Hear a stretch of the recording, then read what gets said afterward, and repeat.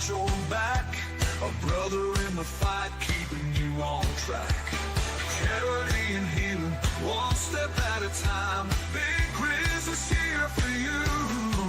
Hear that mountain climb? It's the Big Grizz Show, where the strong find grace, lifting up the ones who fought the hardest race. With a laugh, a growl, and a mission so true, Big Grizz is here for you.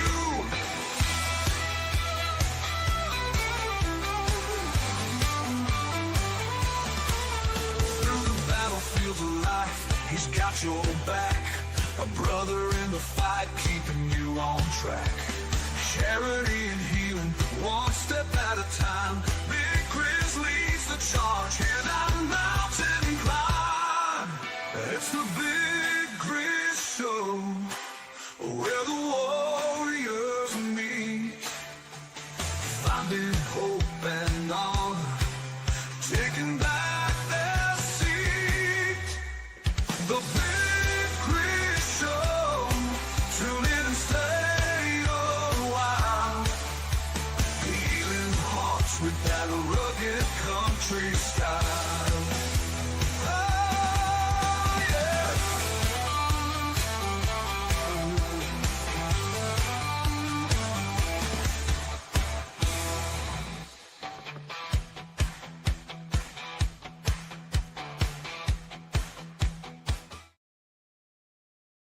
Hey everybody, welcome back to the Big Grizz Show this week. I want to thank every single one of you, even the haters I got in last week. You guys made me pretty damn popular. I ain't gonna lie. Josh will be co-hosting with me for a while, for a little bit, until he gets ready to start his own show. So what's up, Patriot? Hey, how you doing? I want to thank all you guys. Rumble, like, it just jumped me up a whole nother level. I don't know. I think I told you, we finally got the numbers. We were over 600,000 last Friday. Yeah, I heard the numbers were big. 38 countries. So, I mean, can't beat that. That's a lot of the audio side. Rumble, we were right at about 500 views on Rumble. We've been promoting it on Rumble this time. So, you know, we'll see. But, Josh has got some big news on the front that he just told me about, with what's been going on with him and where he's going. You guys stick tuned, because in roughly half an hour, we're going to have another gentleman on here that's a J6er that's going to share his story. So Josh, what's your big news that you just found out? I mean, I just had first of all, I had to jump through hoops for when I got out of prison. They didn't give me any of my ID information. Like, they didn't give me a social security card. They didn't give me anything. And this was stuff that I had sent in that I should have got on release. So the last 3 weeks of being out, I've had problems even getting a gym membership. Luckily my brother-in-law, knew people and was able to maneuver that, but like, I mean, I've had problems even going to a restaurant and grabbing a drink.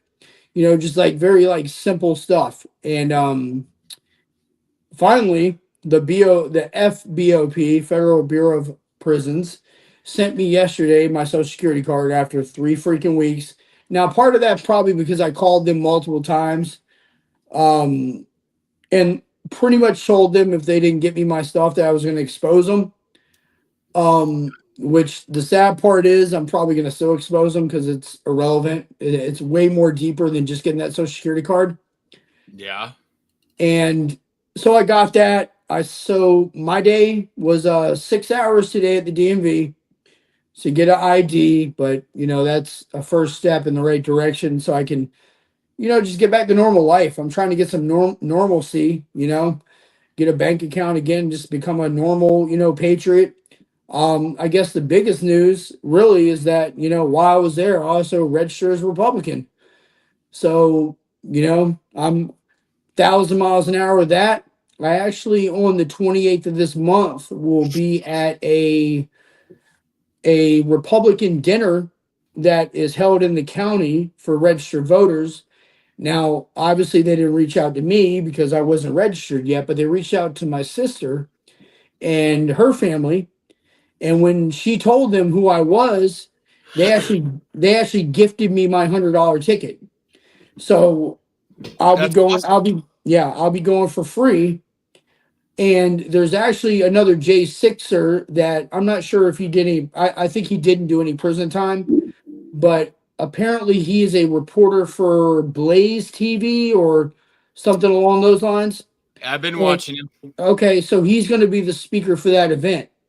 So I think I'm going to get a lot of really good context there. I think it's going to be like a really good thing for me. That's amazing.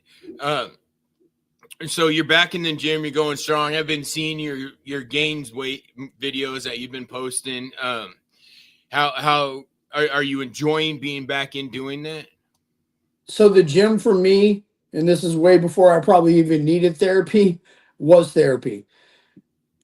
You know, it's helping me so much. And I mean, to kind of give you a perspective, I walked out of prison at about 192 pounds, and I tipped in the scale yesterday at about 205.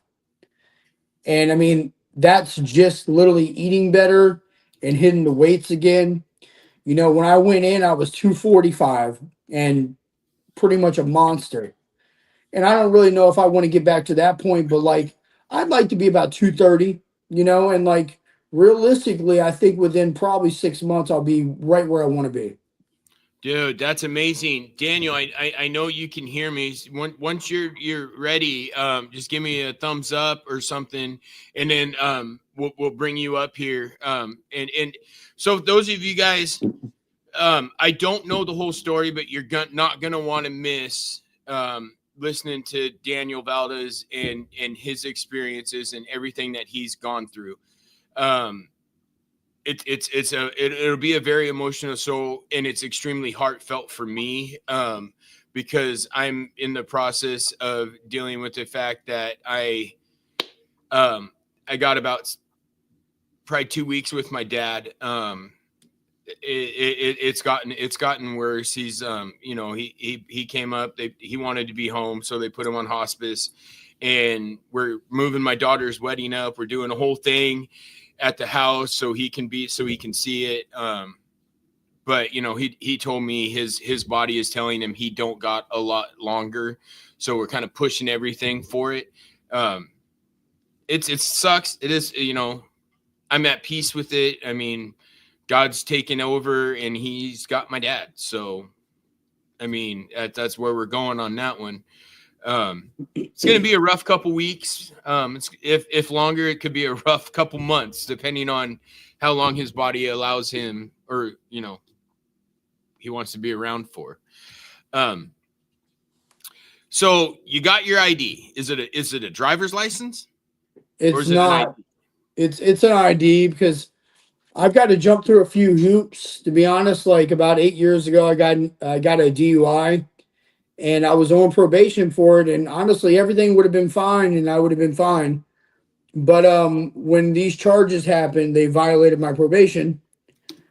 So it's really just a money thing, but it's like a lot of money thing. Like it was in Georgia, and they want like $2,700.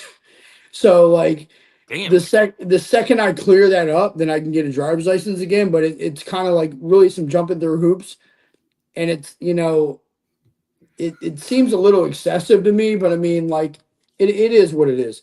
So I'll take care of it. I mean, I need to get a car. I mean, this isn't really an area where you can get around without a vehicle. Yeah. So yeah, I mean, just more hoops I got to jump through. All right, so I hope you guys are ready. Josh, he will be with me every week for a little bit until he's ready to bring up his show. We got to figure out a name, and a thumbnail and a logo, and we got some work to do on that side. And when he gets his computer that somebody has graciously donated to him, we're going to get him set up, and he's going to have his own show on Voice of the People U.S.A. Radio. You guys that are watching, get on my YouTube, like and subscribe on Rumble, on X. I mean, we're all over the place, and we got some big stuff coming. On that note, you guys, I want to bring up Daniel Valdez, and let's just say it's a story. It's another January 6er that he wants to share his side of what happened on that day, just like Josh did last week. So I hope you guys are ready for this. Josh, I hope you got some questions, because we got a while now. I wasn't expecting him to jump in at this time. So you guys, welcome Daniel, and let's get his story out there. Hello. Hey, Josh, how's it going, buddy? What's up, brother, man? I'm hanging in there. Good. So, what would you like to know? Well, I want you to I would like you to introduce yourself, and before we get into January 6th, I would like everybody to get a background on you and where your beliefs are and that kind of stuff. All right. Well, my name is Daniel Valdez. I'm 60 years old. Single. I guess about the only thing I got in my life are my daughter and my 2 grandkids, and that's enough. Had a son, but unfortunately he's not with us anymore. Both of us attended Jan 6, and things didn't turn out good for him, so I think y'all know that story. We'll get to that one. Yeah. What'd you want me to start with, bud? I mean, well, I'm pretty much a boring guy. Well, I just wanted you to introduce yourself. I mean, it looks like you're a truck driver, which God bless you guys. You save a lot of stuff for all of us. Can you explain to all of us the day of January 6th, that morning through the day, kind of like walk us through where you and your son were at and what you guys were doing? All right. Well, we got there the day before. We went to the Capitol grounds and just walked around sightseeing, man. There was a lot of people. It was kind of surreal. I'd never been to D.C. before. And we hung out for a while. And then we decided to go back to the hotel room to hit the sack and get up early so we could hopefully catch Trump in the ellipse. That wouldn't have happened, man. We got there a little late, like maybe a couple hours before he started talking, and there was no way to hell that we were even going to get close, man. There were, I don't know, man, 100,000 people. It was huge. Easily. So we hung in the back. I had a couple lawn chairs, and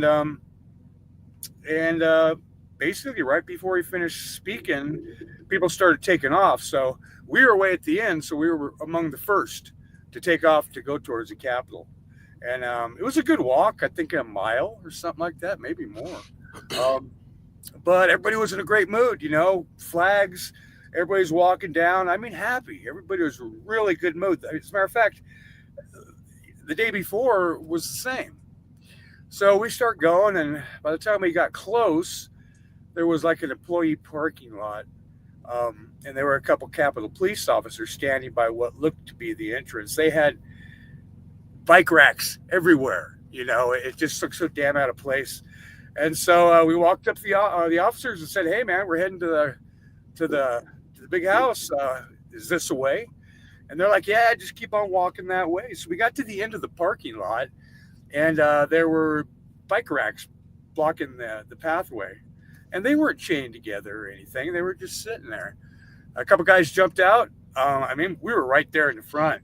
They jumped out, they grabbed them, threw them out of the way, and everybody moved through. It was about at that point where people started yelling, or individuals started yelling and waving us on. They would jump up front. They said, "Come on, let's go. It's our house. We're going to go inside." And a lot of people are like, "What's with these guys, man? We're just going to go up to hear Trump." Because that was the whole thing. And I haven't heard this on the news much, is they drew permits to have Trump speak at the Capitol that day. So everybody was expecting that's what we were going over there for. So we're getting up there. There's more and more people going in, people yelling, "Let's go, let's go." And to tell you the truth, by the time we got up there, the damage had been done. To the building itself.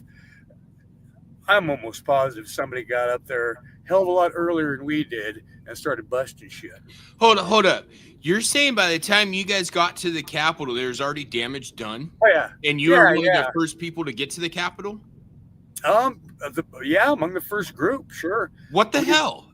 This is the first I've heard of this. We walked up, and it didn't take long for hordes of people to fill up that courtyard. You've guys seen the pictures of just all those people. Yeah. Well, we were way in the front. If you were towards the rear or what have you, you didn't have a chance because it was just a mass of people. And something else too that I just thought of the other day. They said that we were all violent and we were attacking police officers. That wasn't the case. I had a vantage point. It was to the far right of the scaffolding. And I was getting out of the crowd of people, and I could look down and see everybody coming in and what they were doing. There were so many people. If you were 10 feet away from an officer, you couldn't see him. There were so many people in there. And it looks as though all the people are shoving them back. But that's not the case. The people that are shoving are getting shoved themselves. There's no stopping this crowd going forward. So nobody was attacking these officers, and it was ridiculous because the officers were in groups of, 15 or 20. And I remember just looking and thinking, what do they think they're going to do? You're not stopping this crowd, and nobody was trying to hurt them. So stood around watching that for a while, and my son and I decided, he said, yeah, come on, follow me. And a bunch of us, it wasn't just me and him, went underneath the scaffolding and through the scaffolding. And it wasn't that hard. I used to erect scaffolding for a living.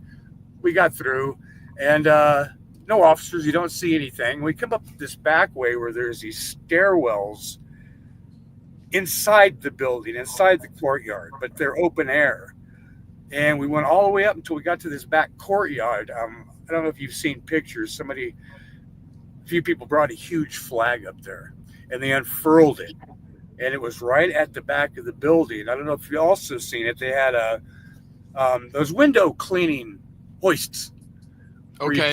You hoist yourself to clean windows. Yeah. Well, when we walked up, there really wasn't that many people up there. They were just starting to come. And these three guys got onto that hoist and were lifting themselves up.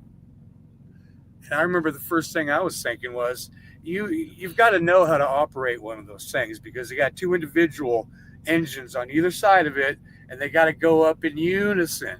If you've never done it before, you're going to be jerking all over the place. These guys, they went straight up, and when they got to the top, one of them had a baton, and he started hitting the windows. But he couldn't break them. It was as though they were bulletproof or something like that. They were. For about, 20 seconds or so. People down below were getting pissed and yelling up at him, saying, no, we don't do that. Get the fuck down. And so they eventually did. And they disappeared into the crowd. And it was about that time that Capitol police officers were coming in, and they were single file on either side, on either side of the crowd, heading up towards the building. And they would stop in it was like a gauntlet where the people were in the middle and they were on either side. But nobody's saying nothing. And all of a sudden, the line is forming, and it's heading towards the building. I thought they were headed for a door. By the time we got close, it was just so many people just pushing forward. And the police were just there, not even 5 feet away from us on either side. And everybody's not doing nothing. Is it cool? Is it cool if you go inside? And they're like, they were all in riot gear. So couldn't hear anything they said, but they would make gestures and nod as though, yeah, it's cool, go ahead. And so it's like, all right, I kind of figured they opened up the doors for us, and they were letting people in. I had no idea what was going on, that it was a setup. No idea whatsoever. Figured they're being cool. They're going to let us go inside. Had no idea that we couldn't go inside. So as we're getting closer, I'm looking, and I'm going, damn, that's not a doorway. That's a window. The closer you got, finally you could see that it was smashed out. And they had like a little stool, some sort of little, like you have in the office, to stand up and get stuff off a shelf. Yeah. We had one of those right in front of the window. I can't imagine who would bring something like that. So it was placed there or something. But anyway, we got Heads. close. You couldn't turn around and go the other way because I'm thinking I ain't going through no damn window. What the hell's going on here? But everybody was going in and going through. Finally, I looked at my son and I said, well, here, hold my chairs. And he grabbed my folding chairs, and they had people on either side helping everybody up, and all walks of life, man. Old men like me, old ladies, no kids. I didn't see any kids, but stepped inside, got my chairs back from my son. He came through. As a matter of fact, what's really funny about this, I don't know if it's so much funny, but we've got footage. They've got footage of me and my son coming through the window. Crystal clear. Is all get out, man. It's me and him, and you can see all the people coming in. Right next to the broken window was a door that was open where people were walking through. And as soon as we got on the other side, what I noticed is there was about 20 Capitol Police officers, all in full riot gear, standing against the wall probably 15, 20 feet away from us, just watching. And people are walking up, saying hi to them. We turn to the right, and we start walking down this little corridor. It turns out it's the crypt is what it's called. It's got a bunch of statues inside it. It's kind of a small round room. Really historic, man. Those statues are something else to look at. And people are just walking and checking it out, looking at stuff. And then I start to notice placed around on the floor in back of us and in front of us are cases of bottled water that are just sitting here, there, over there. And we thought, well, man, that's cool of them. They're letting us have some water. So, they put water out for us to come in. Start thinking about it. It's like, I think they want us to feel welcome and stay for a while. And we started initially start going down another hallway, and this round room had hallways shooting out at every angle. And then next thing you know, we hear a popping sound, and there's C4 gas going out, and you can see the gas coming down the hallway. Deeper inside the Capitol. And I looked at my son. I said, something's wrong here. I said, we better get out of here. And we were only in there for 9 minutes. We walked back the way we came, went up to the officers, said, how can we get out of here? We want to leave. And they pointed right back to the window and said, go out that way. And it was right about there. Like, oh yeah, this is a setup. Well, we left and immediately went back to my car, jumped in the car, and didn't stop till we got back to Colorado. Dan, I got to tell you, based on what you just said, you had to be within 10 feet of me. Oh, yeah? Because I went in through the scaffolding. I went in through the door, not the window. I remember going into that room. I remember the whole scenario, getting gassed and everything. The only difference is I was there about another 45 minutes doing other things. And when I left back out, I went back out that window because I couldn't even get to the door. So you had to be like right beside me. Yeah, that's cool. We hung around long enough to get back out onto that courtyard. And then you probably remember this. That's when all the Capitol Police came out and they surrounded that whole courtyard. And I have a couple selfies. I don't know if I sent it, where I've taken a picture of myself and they're all standing right behind me. You did. You did. I seen that picture. Yeah. I was like, they look like freaking stormtroopers standing behind you guys. Yeah. And I got one cool picture where right on the ground at their feet, it says "Stop the Steal." So I kind of. I think you sent that one to me as well. Did I forget? I got hundreds of pictures, which I'm surprised they didn't confiscate them from me. But yeah, we drove straight home. My son was freaking out. He was making plans to empty out his bank account because he figured they were coming for him. I, on the other hand, thought, who the fuck are we? We're just peons. There were so many damn people there. What the hell? After I thought about it for a while, it was like, something? They're not coming after me. They're not coming after us. We're nothing. We were trespassing at best. What a waste of time. How are they going to figure out who we are? What I didn't realize is we had our phones on us. I got onto, not long after that, got onto Google Maps, and you can get on there and you can check out your history, and they will show you exactly where you were during the course of any day. I could still do it. I could still pull up Google Maps and see where I was on the 6th that day. So they knew where we were. They knew who we were. But from what I was told when I got arrested by the FBI agent, I turned myself in Denver after my son was arrested. Okay, that's what I wanted you to get to next. You got the background of you guys. So the arrest thing. Now, this is where I know this is going to get emotional, just because I kind of know the story. Can you explain or walk us through your what happened to your son and then where you were going? Yeah. Okay. Yeah. No. I was in Dallas, Texas. I was working. I was in my truck, and I got a phone call from my daughter, and she says, "Dad," she says, "Peyton's been arrested by the FBI." And I said, "Oh man, yeah, that's January. Here they are. They got him." It turns out, and I found all this stuff out later, is they had cased his house out for 2 nights in a row, sitting out watching him. No kidding. Coming and goings. Yeah. And then when they decided to raid his house, they had 20 officers. They weren't all FBI. There was sheriff's department. There were police officers from Aurora, Colorado. But there's 20 of them that went into his house, or actually they surrounded his house when with that bullhorn, they called him out. And it was no big deal, but once again, why? Why would you want to fucking do that? I mean, I know it's a big scene and what have you, and it's so important. We got another one of them. But my son-in-law, who happened to be Peyton's best friend, went to his house because the cops let him call to have him come pick his dog up. So we went to get my son's dog, and we got there. He was approached by Officer Nathan Gerard, and he was the special agent in charge of arresting me and my son. And he wasn't an FBI officer. He was a Colorado state trooper, and I believe he still is to this day.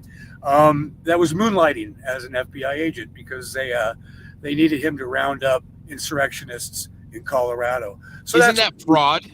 His name is Nathan Gerard. No, I'm saying, but isn't that fraud, acting like another entity? From what I understand, is they hired him to do it. The FBI, like they deputized him or something. Yeah, something along that line. But my whole thing was, and I actually, I talked to him the day after I was pardoned. That didn't go well for him. Well, I texted him. He made a conscious decision to do this. I mean, what kind of person is that? Who would fucking do that? I wouldn't fucking do that. My ex-wife spoke to the FBI about me. She didn't end up turning me in as I initially thought it was her. She didn't do it. They knew where we were. They knew who we were. They just didn't know that I got divorced and I was no longer living at my last address.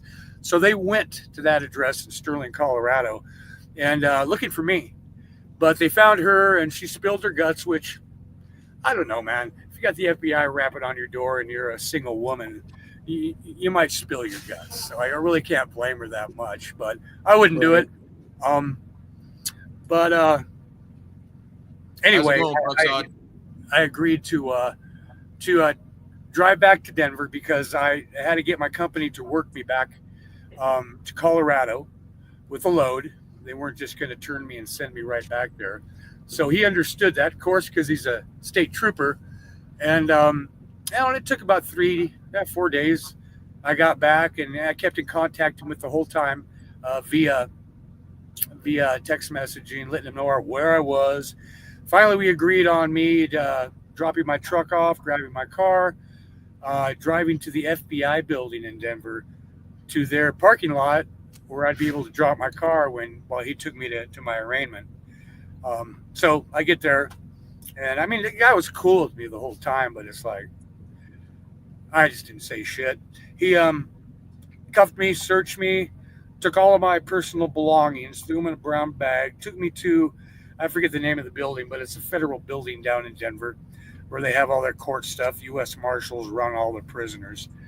They took me inside, processed me, chained me up like a dog. I'm talking the leg irons, the waist chain, cuffs. Where was I going to go? I'm not in the best of shape. 60-year-old man, and they're screwing around with me like that. But they threw me into the cell for about 7.5 hours, took me in for arraignment, and I went back into the cell.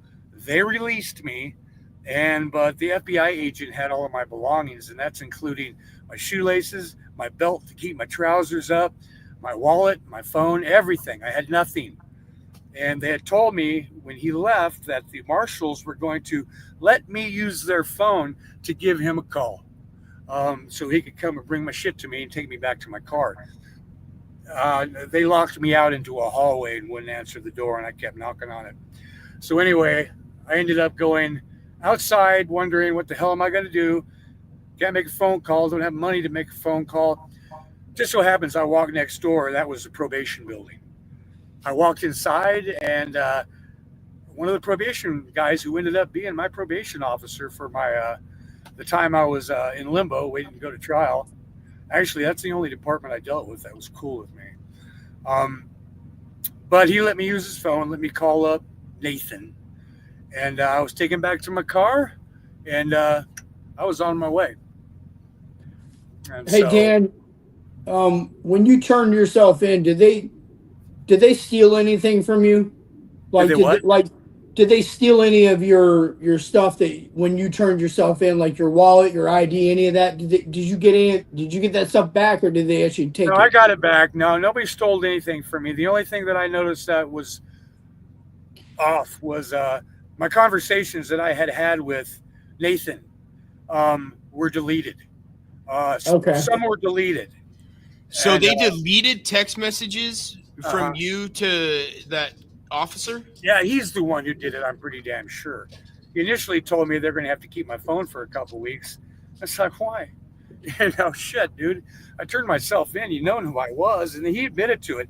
I had changed my job, like within the first year of being back. I got hired on by a company in Chicago, Illinois, and they flew me from Denver to Chicago. And I went in to go, how you go to that kiosk and you get your tickets and all that. Well, the kiosk told me that I needed to go see an agent, a live agent, in order to get processed, which, okay, no big deal. I go to the desk, see the agent. She is looking through, putting my information in, and then she looks up at me and gives me this weird look, and she says, "Just a moment, sir." And she gets on the phone, and she's got somebody on the other end of the line who's asking her all kinds of questions about me. Is he alone? And she's trying to explain to him, why don't you ask him? He's right here. And finally, they had to call a supervisor. A supervisor came over and talked to the person on the phone. I wasn't privy to that. But I'm looking over my shoulder, and I'm thinking, there's going to be cops walking towards me at any minute now. Something's going on here, and they won't tell me. So they finally let me go to the gate. I walk up to the gate, and as I'm approaching, they are looking at me hard coming up in that line. When I get up close, they step out, they open up the rope, they say, "Sir, could you please come this way?" And I was like, "Oh, okay." So I follow them, and they end up doing this complete search. I mean, they were wiping swabs on my hands, I'm guessing to check for explosive residue or something like that, and x-raying everything. I'm taking my belt off, my shoes off. It took about 20 minutes to do this right in front of everybody, and I'm thinking, oh man. So this was after January 6th. Yeah, it's got to be because of J6. Yeah, for sure it is. I put my stuff on, I get everything back, got my belt on, my shoes on, got my bags, and then I go up to the gate. And when I get up to the gate, as I'm approaching, security officers up there, there's 5 of them. They pull me to the side and do it all again. What the fuck? I mean, they were told to fuck with us. I mean, no. Yes, definitely. That's what they were doing. So I was kind of sure at that time that they knew they were going to come for me, and it took another year for that to eventually happen. But I asked that FBI agent, or that state trooper rather, if that was the case, did they know about me? He goes, oh, yeah. He said, we took in the violent offenders first. That was our first round. The second round were you guys who didn't do anything violent. You just trespassed. And when he said that, it's like, why even fucking bother, buddy? But anyway, no. Then it was through the whole damn process of having Zoom calls. I didn't have to go to Washington, D.C., thank God, for any court appearances. It was all Zoom. And I had like, I don't know, maybe 5 or 6. They would delay. They would talk about plea agreements. And the attorney that I had, excuse me, her name was Heather Shaner. She was quite the character. She had to be in her 70s. She was well known in the Washington establishment and the court systems there. Did you pay for her, or was she court appointed? No. I don't know if they do this to you, but you know how when you go into court or you get in trouble for something, and the first thing they do is they make you fill out financial statements to see if you qualify to get a public attorney? Never asked me, man. Appointed me right off the bat. I had the same thing happen too. Nobody asked me anything. They just appointed me. That's what they wanted. So they gave you guys an attorney that was pretty much basically bending to what they wanted. Absolutely. Everybody involved in the process was in on it. I checked around the country, initially in Colorado, to see if I could find representation. Nobody wanted to touch it.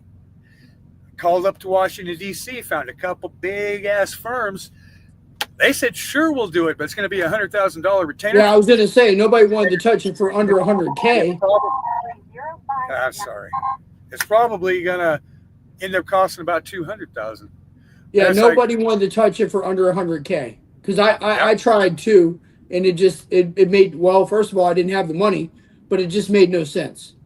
Yeah. So it's like, okay, I guess I've got no choice. Anyway, this Heather Shaner, big lib. I mean, she's over 70 years old. And she paints her hair purple.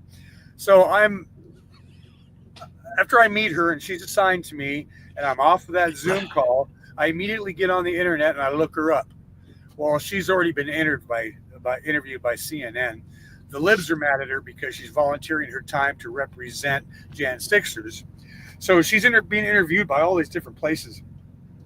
And her thing was, and I didn't quite understand what they meant by it, but that she would assign her clients reading material and then have them write essays on it. So it's like, okay, I'm not sure what that's about. But so you guys are going through a school lesson? Yeah, well, what it was is as soon as I met her, and I didn't bring the list with me. As soon as I had my first private interaction with her, most of it was via email. And she started assigning me these books to read. These books were like Union, and I forget the author's name. So was she attempting to change your thought process? Yeah, she was re-educating me. Wow. The first book she gave me was called Mind Fuck by some guy named Wiley. And it's an actual book. I thought she was messing with me when she told me. But when on the cover of the book, it says M-I-N-D, and then it's got the explicitives instead of saying the actual word fuck. So I found it on Audible, and I ordered it, and it was about Steve Bannon and him and the Trump administration's plot to mind control you in order to believe all kinds of lies. I wish my attorney fucking would have. No, the thing is, bud, is she was a nice lady, but after dealing with her for a while, she really believed this shit. She thought she was fucking doing good. So I decided early on, to play the game. I'm going to make this as easy as possible because there ain't no damn way in hell that I'm going to get a jury of my peers in Washington, D.C. It wasn't a jury of our peers. It was a jury of their peers. Exactly. So I knowing all of this, I played the game. Now, I didn't read the stupid books. I read the synopsises of the books, but the next 5 books she gave me all dealt exclusively with the plight of the slave in America. Every one of the books was about it. about what happened in history and how it affected the black people. And it's like, so what does please that have tell to do? me, please tell me she got fired. No, oh no, oh, the things are. I mean, in like works right now. recently, did she get fired? No, not. She's out of Washington D.C. You got to understand that my judge, whose name is Dabney Friedrich, she's a Trump-appointed judge up in D.C. And she's just like they are. You got to understand, in D.C., it's one way. They're all like that. You don't stand a chance. Look what they did to Trump. No, she wanted me to write these books because she was or book reports, because she was going to give them to the judge, and the judge was going to take it easy on me because I did all this research, and now realize that what she was telling me was that I was a racist. That's what she was saying. And she did not defend me. She didn't do one thing to defend me. She just tried to re-educate me. And, well, anyway, after about, 8 months of that or so, going back and forth, I finally copped to a plea deal. They originally charged me and my son with 4 misdemeanor charges. I don't have them written down, but they're basically just petty offenses, petty misdemeanors. Yeah. And my attorney told me initially, when they first started arresting people, they only charged them with 2. And she said the reason that is because with 4 misdemeanor charges, the judge has the ability to sentence people to jail time. Couldn't do it with 2, had to have 4. And apparently some of the initial people that went in and got sentences passed on them as they were leaving the courtroom, they were flipping the judge off and yelling expletives. So they wanted to make sure they could make it so these guys were afraid. Well, I find that funny because I got arrested on January 6th, and they hit me with like 12 charges. Oh, and, yeah. The guys they pulled out of there. Yeah, and quite a few felonies. They got you there on the grounds? I was inside the building. Oh, they got you in there? No, so they didn't arrest me there. They arrested me that night for curfew.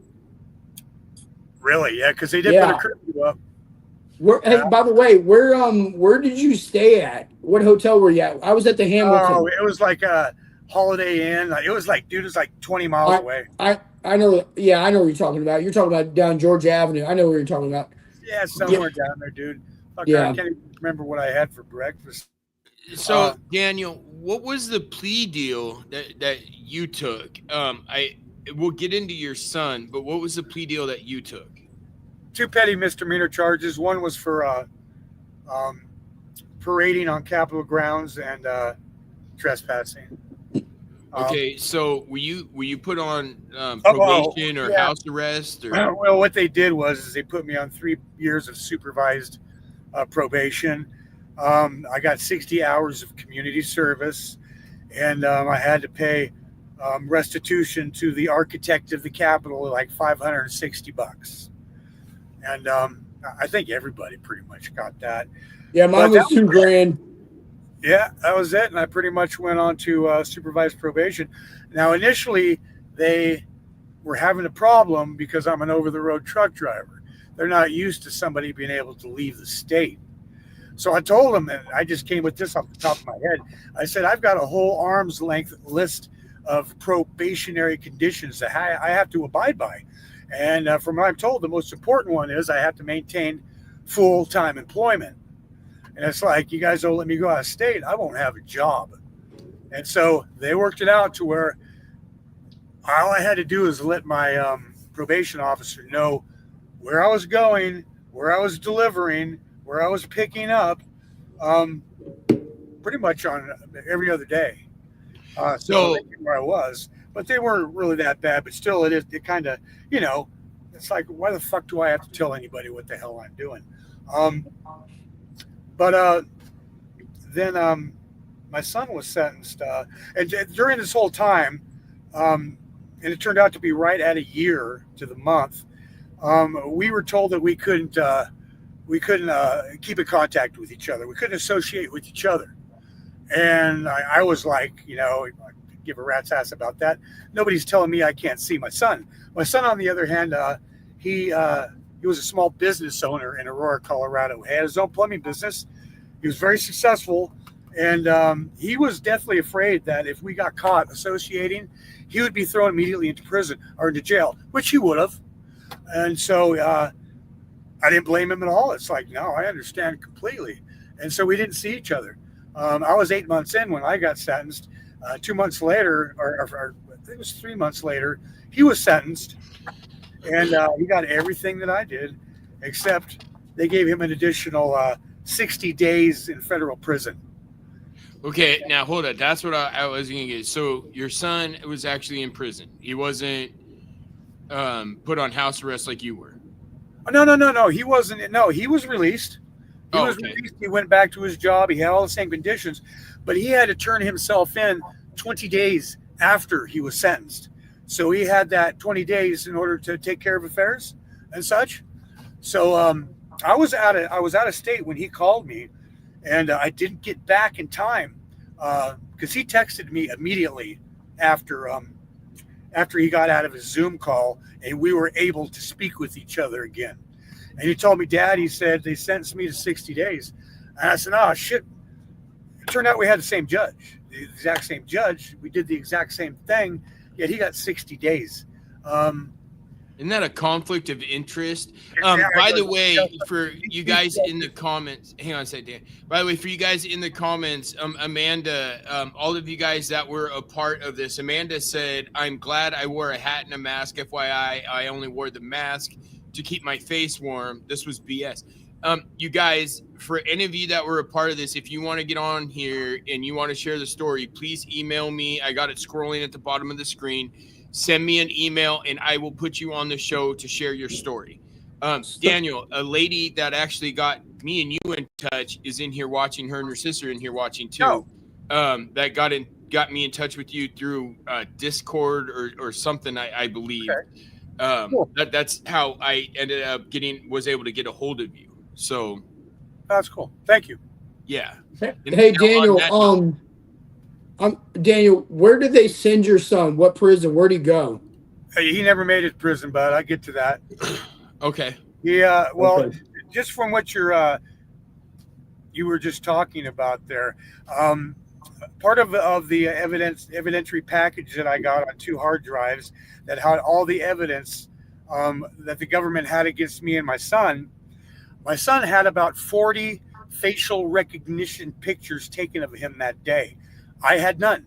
I had none because I had a stocking cap on, sunglasses, I had my hoodie on. They didn't have any pictures of me except stepping through the window once they figured out who I was. So it really didn't matter whether or not you were all bundled up. If you had a phone on you, they know who you are. Now they won't come for you, but I bet you anything, they were going to come for you at some point. I mean, they said literally, this was 6 months ago, that they had 1,500 of us, and they were planning on having 2,500 of us before the statute of limitations went out. So they were going to keep coming. Yep, they were. You saw how many people were there? Yeah. This is another thing too. They have video of me and my son, and I'm looking at the video, and then they have to make red circles on the video to show where we are. And it's like, I never would have been able to pick myself out. The manpower that was involved, the taxpayer money involved with this, what it cost to have all these people investigating and looking through all of this video, identifying people, it had to be amazing. I'd love to have Elon Musk and the Doge team look into this and tell us exactly how much they did. I bet going after us. I'm sure it's coming out. It's going to come out that they spent, and you go turn around and you take it out of Nancy Pelosi's ass and you spread it around for the rest of us. So exactly. Something's going to be done. But it's coming. Trust me, I believe it's coming. I mean, step by step, I truly think it's coming. Oh yeah, it's coming. I mean, I think that's where I want my reparations from, Nancy Pelosi's bank account. Oh yeah, wouldn't that be nice? Yeah, I think something's going to happen. Well, anyway, my son was texting me about what happened, and on that whole text, he's Dad, He said, I'm done. I've lost my business. And it's like, what do you mean? You'll be okay. We'll stick together. And he said, you don't understand, Dad. I'm in the service industry. He says, I go into private residences all the time to perform my job. He worked for two huge property maintenance firms that would call him when they had problems in their apartment buildings and what have you, to go into people's apartments and fix it. He said, I lost that. It's gone. With the record, I'm not going to be able to gain access to go inside people's houses. He was out of it, man. But I didn't make it back in time to see him before he was to turn himself in. On the day he was to turn himself in, which was September 30th, it was like 7 days after his 31st birthday. He decided he was going to take one of his Harleys out. He loves riding Harleys. He had like 5 of them. And he was going to take one out to go for one last ride before he had to turn himself in. I always say to feel the wind in his hair, to feel freedom. And he decided to take out a Deuce that I gave him like 6 years ago. It was his first bike. Sweet bike. And he took it out for a ride, the one I gave him. On that ride, he was, obviously very upset because he's getting ready to go into prison. Distracted. And, he ended up running into the back of a truck, and he sustained massive head injuries. And in the ambulance on the way to the hospital, he died. His heart started beating. So it always chokes me up. So I'm gonna find these motherfuckers and out them. That's my only purpose in fucking life. Let's do it. You know what I mean? Yeah, let's do it. I appreciate all the support, all the fucking great words from everybody, man. It makes a difference. But Hey, Dan, real shit. Fuck these motherfuckers. Let's go. no, it's Like happening. I told everybody before, like prison might have broke a lot of these dudes. Prison pissed me the fuck off. I'm ready to go. How long do they have you in there? Over 3 years You're kidding me.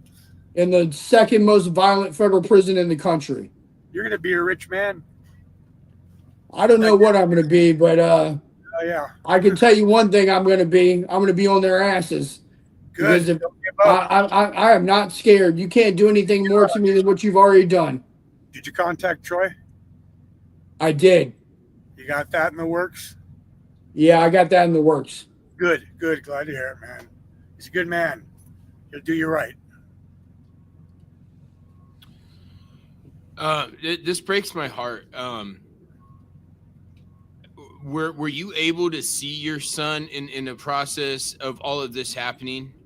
No, it was well over a year since I had seen him or even talked to him. My only communication with him in that year's time was when he texted me to tell me that it was all over. So were you guys told you weren't allowed to see each other, or Yeah. so the government literally told you that, Yeah. and then this happens to your son, and Yeah. the government wouldn't let you see your kid? Exactly. Yeah, they don't. As you well know, they don't give a shit. I mean, maybe people in there now do, but that Biden administration, hell no. All those judges in D.C., all those people now their only purpose in life was to make us pay because we supported Donald Trump. They had to make us pay a petty fucking misdemeanor. They're gonna track me down and my son down and do this to us. No, they did it to completely crush us. That's that's their way. So everybody knows this. Everybody knows it was a setup. So it's time for justice. It's time, and it's starting. And with Voice of the People, I mean, I'm focusing on J6ers right now. I know I've heard that Politishock or Dan, the other Dan, you're supposed to be on his show, or me and him were talking as well, and I believe he had said that. I don't count my blessings. I've got a few emails that people are requesting to have me on their shows. Could be he's one that's contacted me. If he says that he has, It's just I can't keep track of all that. I mean, hey Dan, what I would say to you too is just, I mean, we've been talking privately too. Like between you and me, I think we want justice, but I think we want some fucking payback. Oh no, that you're exactly. Oh yeah, no. I want these people to be prosecuted for what they did, and that's my whole thing. I mean, it'd be nice to retire, get a little money, but that's not my main goal. My main goal is to make sure that they're outed and they pay for what they did to my son, the shit they did to me, the bullshit I went through.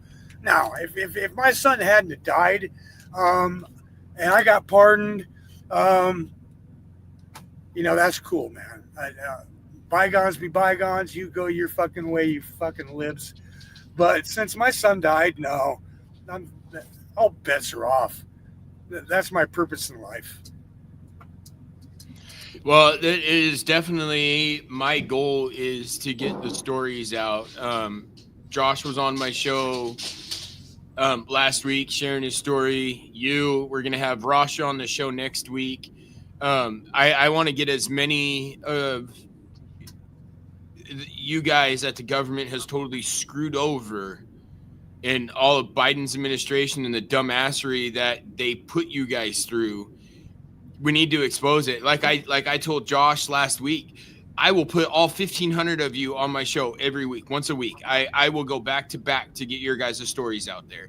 And that's my goal is you guys need to be heard. And the thing is, it is coming out, bud. We're only 3 weeks into Trump's term.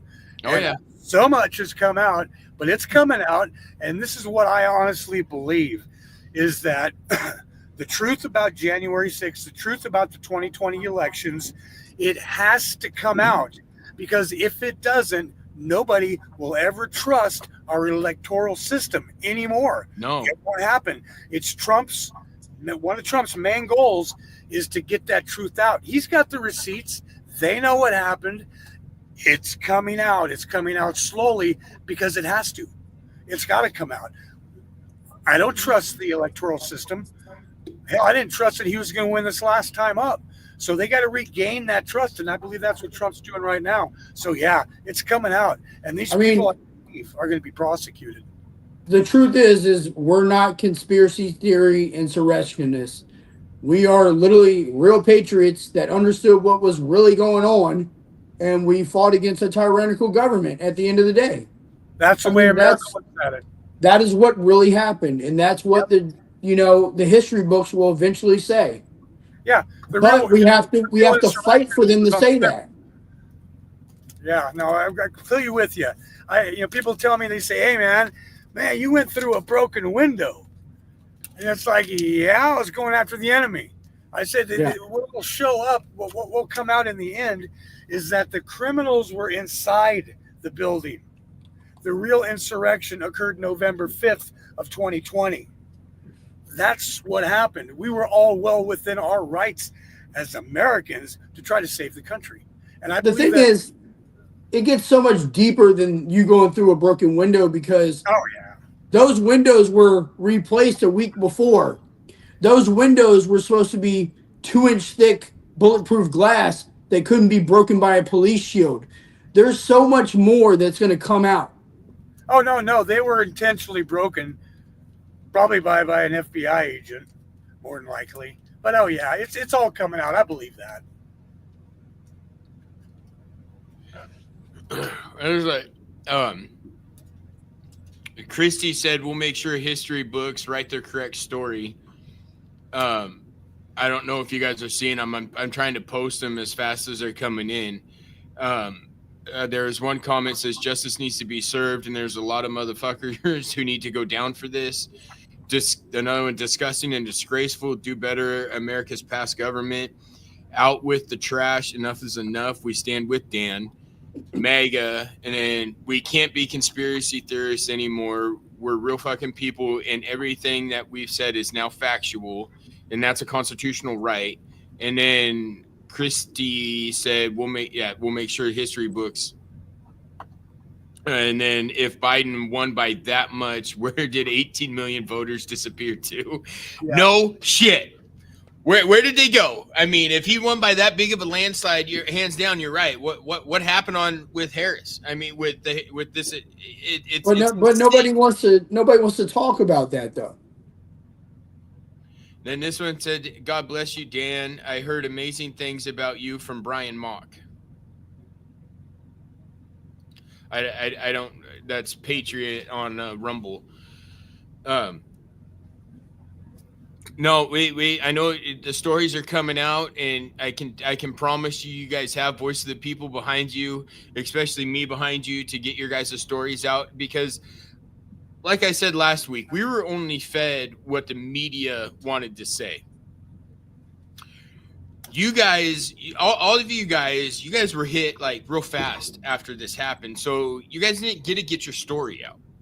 You didn't get to get the other side of everything that happened that day out. And I'm sorry. I mean, fake media is fake media. I'm a guy sitting in my house letting you guys share your story. To me, that's more truthful than anything the media will ever put on the screen. I mean, 100%. We're hearing personally from you guys what happened to you, what you guys have gone through, but ain't no media, CNN, MSNBC, The View, none of them are going to talk about it. I mean, I can tell you personally, I did CNN and they lie. I did an 1.5 hour long interview 2 times and they cut it down to about 4 minutes, 5 minutes a piece to try to clip it into some BS to make me look bad. It didn't really work. But again, they're not going to get the truth out. It's just, I don't know. I will do whatever I can to help you, Daniel, on getting this out. Fundraising. Same thing I've told Josh. Any of you guys, I will help all of you. I will do what I can. Let me rephrase that. I will do what's in my power to help as much as I can. And right now, it's getting personal stories out. And I actually had wrote some stuff down. When you said you were going into the alley when you guys were walking down, was the Capitol Police funneling you guys into a certain area? Did it seem that way? Because the way you said it, like I said, it was a gauntlet to where the people are in the middle and the Capitol Police were standing on either side of us, all the way down to the building, to that window, to that door.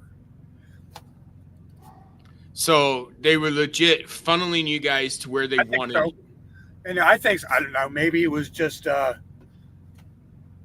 looked like that. I don't know, but I think they do. I mean, I'm positive that they were told to let us in the building, to get us into the building. That was the main thing. I mean, it's all coming out. That's Dan. That's exactly what I've always said. I think they wanted to get us in the building because it was a win-win for them. They get all charge us with felonies, take away our voting rights, take away our gun rights. It was such a win-win for them. Yeah, it made Donald Trump look bad right off the get-go. It's an insurrection. Really? Yeah, CNN really did Josh terrible. I mean, there ain't a lot of people. They definitely made you look like you were some racist skinhead dude. I mean, they did you bad. Oh yeah. They did everybody bad. I didn't know anything about Daniel and his story until it was brought to my attention. I had no idea. I had seen the footage of Josh. And I was just like, cool, dude, bald-headed dude with a beard. Let's go. I mean, that's where I was just watching it going, yeah, right on. And BlackRock does own a lot. I would not be surprised that if BlackRock has anything behind this. And the cool thing is, I've been asked to expose BlackRock. I don't have the intel that I would need to say anything about BlackRock. I know there's shady ass people in a bunch of different countries running a bunch of stuff, but it's getting the physical evidence to actually bring it out, which I just don't have yet. I'm trying to get it. I know you had talked to me wanting the link for your daughter to watch. I don't know if she's in here. I don't remember her name. Looking at the comments. I'm trying to figure out who it is. No, she's working. Okay. She wants to watch it later. Well, yeah, she can still definitely watch it later. Make sure, tell her our heart goes out to her. I lost my brother in 2012. So Yeah.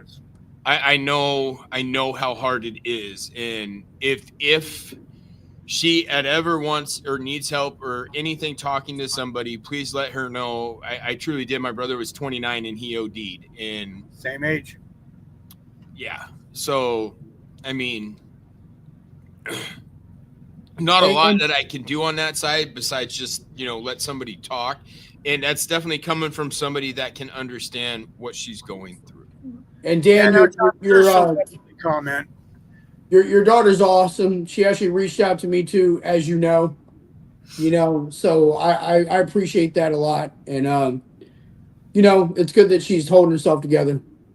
Yeah, I definitely feel bad. I feel bad for you guys' situation. I mean, I didn't, I may have went to prison, but I didn't lose anybody. So it's a different dynamic. Well, everybody's got their own story. It affected everybody who was involved. So it really doesn't matter the circumstances. It changed your life. Everybody who was involved, it changed your life. Yeah. You saying change your life. Obviously, it changed your life with your son. And like I said, my heart goes out for you on that one.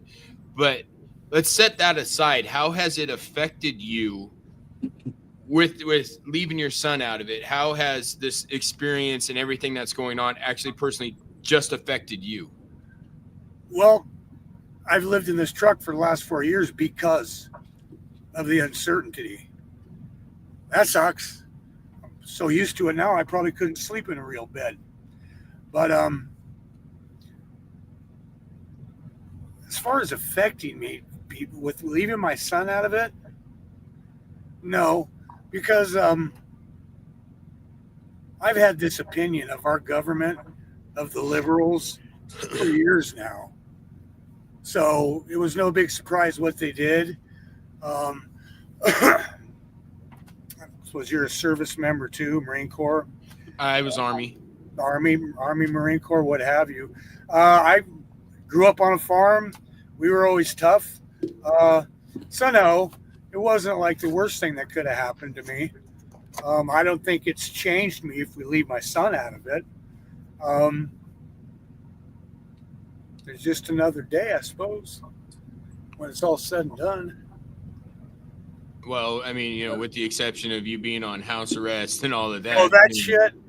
Yeah, fuck that shit. That I love it. I mean, you can't, I don't know. Well, I was all over the country, bud. I was driving all over the fucking country. They didn't keep their fucking boot on my neck and have me stay in Colorado. So that was cool with me.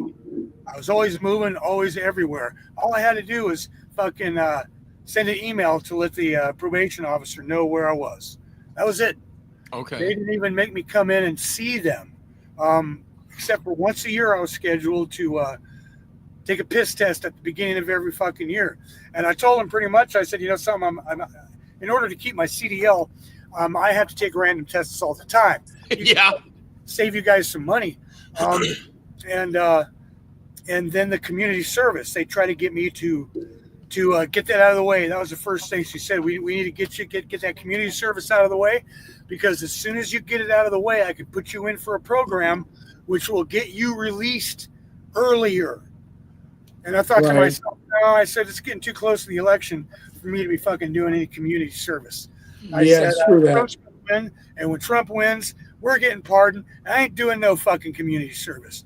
And she's like, well, it's not guaranteed Trump's gonna fucking win. Or she didn't say fucking. I said all the fucking. She tried to talk me out of it and do it. It's like, hell no, man. Just yeah, like I mean, said, as soon as he got elected, as soon as he was sworn in, I woke up the next morning. That was the first video I posted, thanking him. It's like, it was a relief too. It's like, fuck yeah, this bullshit is fucking over now. It's over.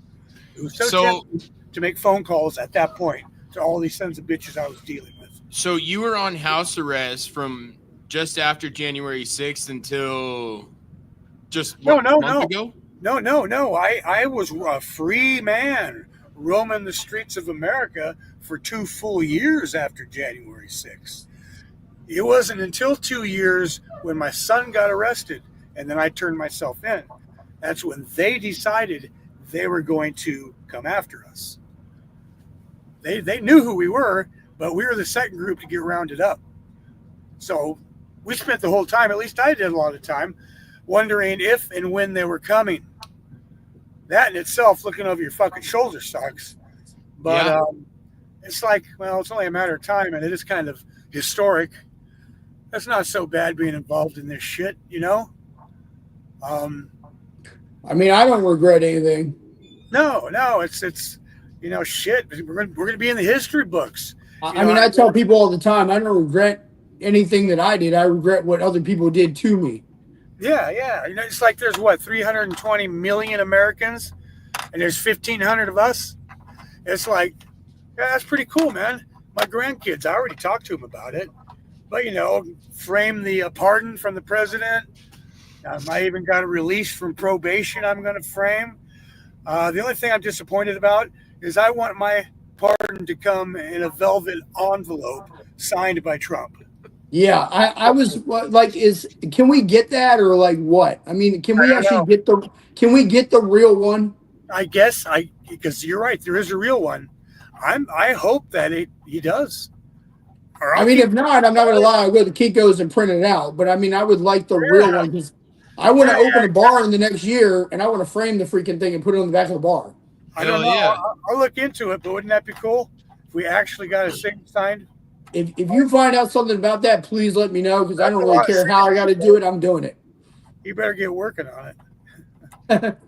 Yeah, I wouldn't even know where to go on that one. Well, I see, mean, we got our pardons. Did you get yours from the Office of Pardons? They actually have. I did, but it was just an email.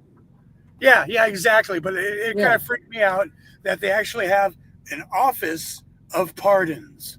Yeah, where they do that shit. So I guess that's the place we got to go and ask. that's extremely interesting. I didn't know that there was an Office of Pardons. I mean, There's what the hell is the point of it? Coming to find out, there's. I feel like it would almost be better to try to reach out to Trump and ask him for him than reach out to them. Hey, if I ever have the opportunity, I will. Or if I ever speak to somebody, the only person of notoriety that has contacted me is Marjorie Taylor Greene. So I can tell you guys on this, like what Amanda said, she got a birthday card signed by Trump. Me and my wife got married in 2023, and we sent out invitations. I mean, it was one of those you can pull addresses and you can send out invitations, right? So we sent one to Trump. We actually got a presidential sealed certified letter from Trump and Melania with his signature and his Sharpie saying, you know, That's cool. I don't remember exactly what it says, but it's more or less best of luck. Sorry we couldn't make it type thing. And it has both of their signatures on it. That's super cool. That's classy. That's Trump for you. I mean, he's just a man. He's a man for people. He's for us. He's not for government. I don't know if anybody realizes this. He is not for big government. He wants to get rid of it. Oh, yeah. I mean, he's for the people, and the people are for him. Obviously, I mean, he won in a damn landslide. There was no question. I mean, I think that's the first president that's been certified winning in less than 24 hours of the polls opening. I'll tell you what, certified. I had to watch that from my prison cell because we locked down at 8:30 at night. So I'm sitting there in my door, watching out the door and watching it happen. And it was super surreal when he won that night, you know, and I'm sitting in my cell because I knew that only good things were to come. And however, I knew they were months away too. So it's just like at that point, I just heard the Jeopardy music in the back of my head for like 3 months. So they just released you and said, "See ya." They basically said, "Get the fuck out." They didn't do anything.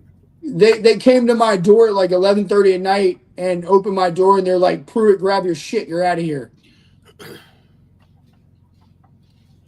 Yeah, I'd be going after those motherfuckers if I were you.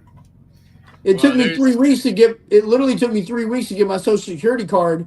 I got it yesterday, and like I just got an ID today because I had to jump through hoops to do it. Damn. It's I just don't.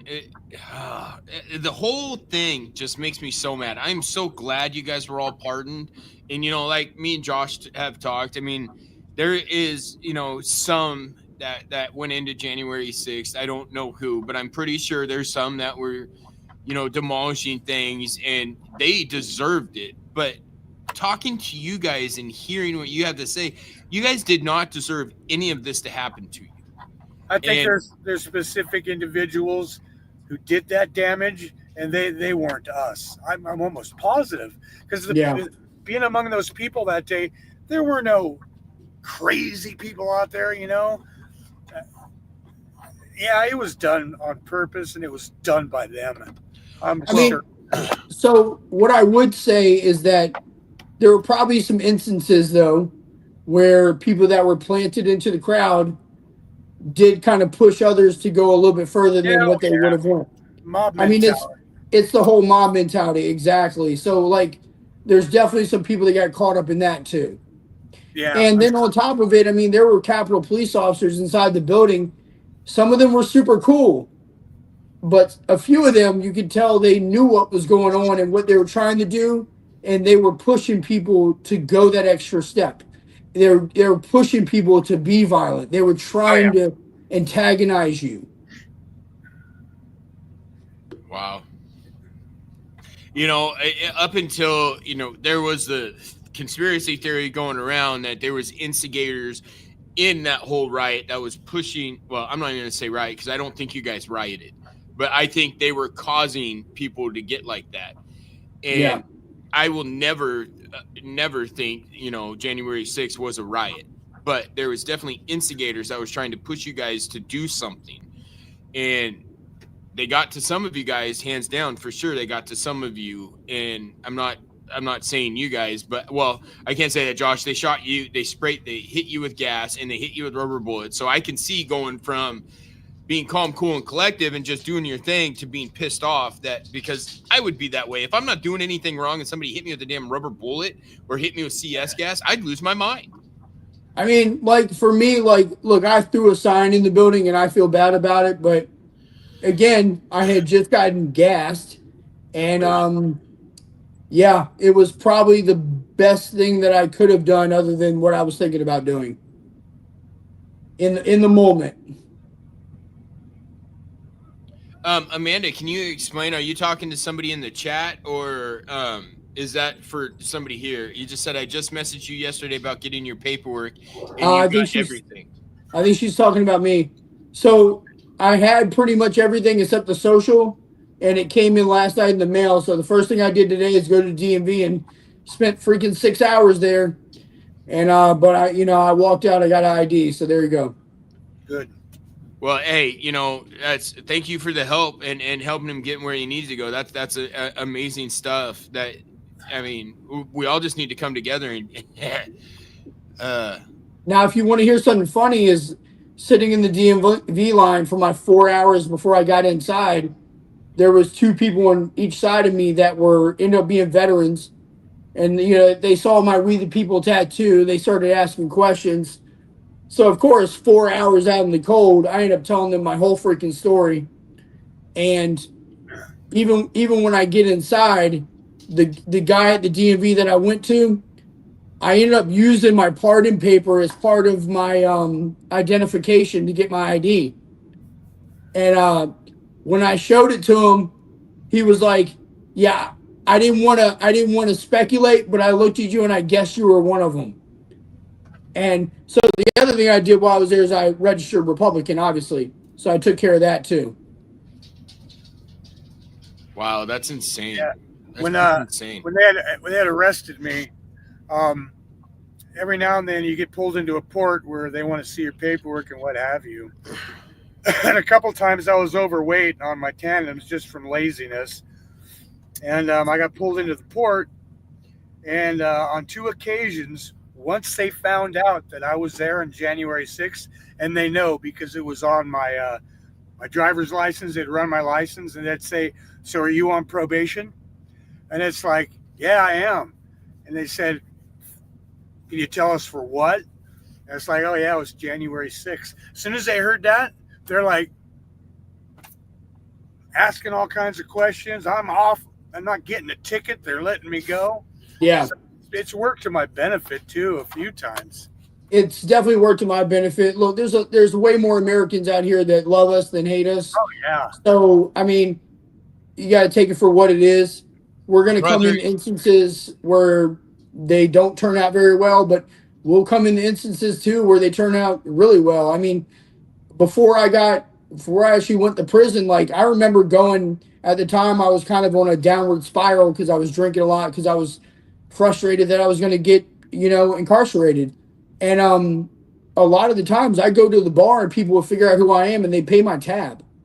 So there's a lot of Americans out there that really do have our backs. Well, I'm just going to throw a number out there. I would say 70 million plus American patriots that are standing behind you guys. Yep. 100%. And we're going to do what we can to help. We're going to do what we can to get you what you need. We got all this stuff going on that, dude, we are behind you guys. And I promise you, I would say most of all of that 70 million did not believe a damn thing the government and the news station said. Because I know for a fact I didn't. I'm just a random dude. I'm nobody. I'm not anybody. I'm just a guy that I did not believe any of this that had happened. It just made me sick watching and hearing and seeing what they made you guys out to look like. Yeah. So, hey, it is that time, Dan. We I mean, we're going on an hour and 40 minutes on here. That was quick. I got a giant fishing trip I'm going on. So I do got to shut this down. Dan, thank you so much for getting on here and sharing to the world. Thanks for having me, man. It's cool. It's my Hey, first Dan. podcast. Hey, Dan, make sure message me because I want to make sure you're in touch with some of the same people as I am too. Okay, cool. All right. You got my number. Yep. So, let's stay in touch. Thank you so much. Josh, thank you for being a co-host. I mean, you got more in common with these gentlemen and ladies come next week that you'll be able, you can ask more personal questions that I just don't know. I'm sitting here trying to write stuff down to ask as you guys are talking. I'm just glad I can be a host for both of you guys and for all of you guys to get your stories out until we can get you guys up and running. So again, I appreciate all you guys jumping in here. For any of you on Rumble, all the stations, thank you so much. Even you haters, if you're watching, don't really care, but I'm going to tell you thank you because at least their words getting out, whether or not you agree or not. It is what it is. You guys, until next week. Oh, next week we'll have the Tutu lady on. Rasha. Rasha. She is the lady she was in the Capitol for 55 seconds, 56 seconds. Took a selfie of her in all of her mega gear and a bottle of water wearing a tutu. And, let's just say she was arrested by a SWAT team in front of her 3 kids for taking a picture. Taking a flipping picture, you guys. So next week, you guys stay tuned, come back, because next week's going to be another amazing story. I talked to Rasha a lot, and the stuff that she has explained to me, it just makes me sick. And hearing what these guys have, what this government or that administration, let's rephrase that, not this government, that administration did to you guys. So thank you both for being on. Until next week, back on the Big Grizz Show, you guys are going to see it. You guys will be able to see it on Rumble, Voice of the People, U.S.A, on their X, on YouTube, on my YouTube, all the places, all this stuff. And we got some big stuff coming, so it's even going to get better. I kind of got a little firsthand knowledge on it. Can't really share what's going on until it comes out. But we're building something, and it's going to be truly amazing when it finally comes out. And it's all going to be for the people. It's all going to be for we the people, and to get words out. And that's the main thing. I mean, you guys have strong voices. We all have strong voices. We just all got to put the effort in to get those out there. So You guys have an amazing weekend, and God bless you both. And thank you so much for being on the show. Until next week, you guys, you'll see me and Josh back on here next week with the Tutu Lady. So until then, you guys have a wonderful time, wonderful week, and we'll talk to you soon. God bless.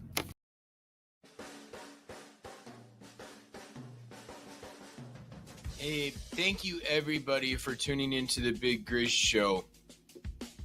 We will be live on air with Voice of the People USA radio.com every Friday at 4 p.m. Eastern Standard Time. Times could change depending on guests, but I want to take a minute to personally thank every single one of you that have listened to my show. You guys are an amazing group of people, and you have helped me get to where I am now.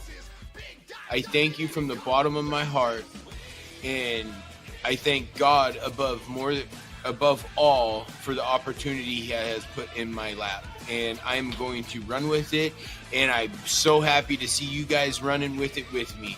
You guys are amazing, and God bless you all, and have a wonderful week, and we will see you next week. Have an amazing week, everybody.